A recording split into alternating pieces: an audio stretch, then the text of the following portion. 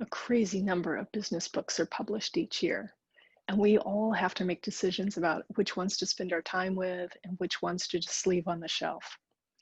The other issue is, with all those books that are coming out, what about the classics? How do we know that a classic is still offering us value? Or maybe its time has passed. Some of these books are published by authors who are the absolute expert in the area. They're the ones who did the research and they're sharing those findings with you. Huge amounts of credibility there.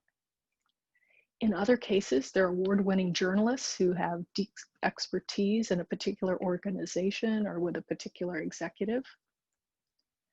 In other cases, they're consultants. And so what they're bringing us is a, a breadth of expertise that is really hard to get in any other way. And so it's not going to be necessarily about one particular industry or one particular organization, but what they're going to offer is findings over years and across those industries and organizations.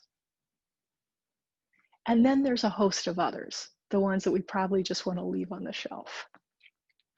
And how do we make that judgment call? Well, I'm always going to be looking at the expertise, the data, and I've got to be able to judge the relevance. So is it important for this particular course? Is it important for your particular organization? And how am I going to make that decision? Well, it's probably becoming no big surprise to you that I'm going to do it by trying to think in 5T. So have the times changed too much for that particular set of data to still be useful?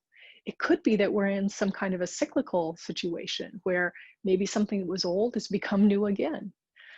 What about the technology? Has the technology changed so much across the various dimensions that what was offered in that particular text isn't really helpful to us today? The good news is, in terms of talent, people are fairly stable. Unless the times and the technology have shifted in some way that just make people not able to behave in a stable way, we can rely a lot on classic work that talks about humans as humans. It's really the setting we have to pay more attention to. So as you're looking at the work presented in the course, as you're thinking about work that you may see or research that you may see outside the course and thinking about whether or not it's relevant, step back and make those judgment calls using the 5T approach and the kinds of ideas we're talking about here.